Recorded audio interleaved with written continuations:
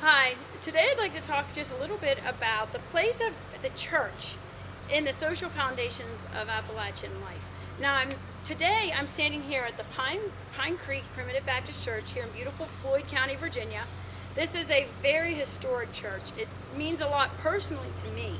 This church was established in 1795 by a Revolutionary War veteran by the name of Pete Howard. He was a Baptist.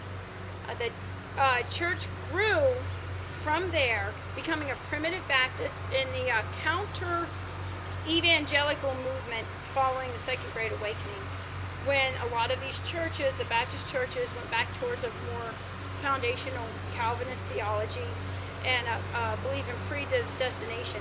And that drove the development and establishment of the primitive Baptist, which this church became. So this church is on the National Historic Register. It's owned by the Floyd County Preservation Trust and managed by the Preservation Trust with some help from the Floyd County Historical Society. This church is significant because the congregation is so long lasting. Now, off to my left, just out of the camera shot here, is the cemetery. In the cemetery of this church are buried Revolutionary War veterans, War of 1812, Civil War, Spanish-American War. Actually, we have veterans buried up through Desert Storm, buried in this cemetery. So as a representation of the place of church in American history, I can't find a more significant location to talk to you today.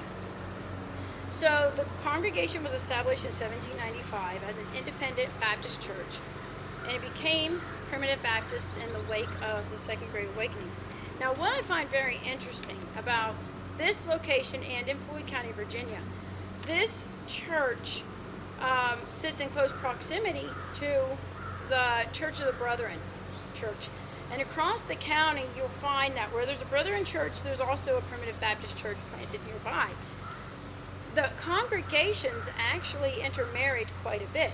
Now, this made things very interesting during the Civil War because the Church of the Brethren could not have more distinctly unique or different theological views than the Primitive Baptists. So Primitive Baptists believe in Calvinism, predestination, non-missions, non-Sunday school, a non-evangelical approach to Christianity. The Brethren were some of the premier first evangelicals. They were very strong on missions, very big on Sunday school, very big on spreading the gospel message. But because both were planted in very rural communities, there ended up being a lot of intermarriage. And this is one of the fascinating aspects of these congregations, because during the Civil War, these churches responded to the war here in the South very differently, and their congregations responded differently. And this caused some splits and disputes among families. So in Appalachia, the church was the center of the community. It was the foundation upon which all other community activity was based.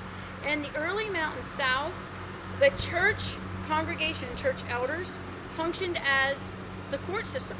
They would try cases of everything from property and contractual disputes to battery and violence, theft, adultery.